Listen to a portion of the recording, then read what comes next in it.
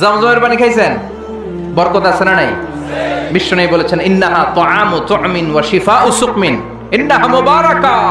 এই জমজমের পানি বরকতের পানি। ইন্নাহা তুআমু তুমিন ওয়া শিফাউ সুকমিন, এটা খেয়ে মাউ জমজম লিমা শুরিবালা, যে রোগের নিয়তে আপনি জমজম খাবেন ওই রোগ ভালো করে দিবে কে? এই পৃথিবীতে যত পানি পাওয়া গিয়েছে সব পানির মধ্যে সবচাইতে শ্রেষ্ঠতম বরকতময় পানি হচ্ছে জমজমের পানি। কেননা এটা সাধারণ পানি নয়, এটা বিশ্বনবীর পূর্বপুরুষ সাইয়েদনা ইসমাঈল আলাইহিস সালামের পায়ের ধাক্কায় পৃথিবীতে এসেছে।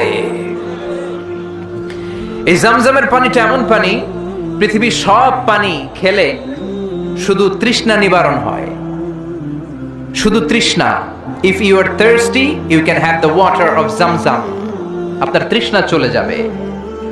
জমজমের পানি তৃষ্ণা যেমনি নিবারণ করে, পাশাপাশি ক্ষুধাও নিবারণ করে। কোন সুবহানাল্লাহ।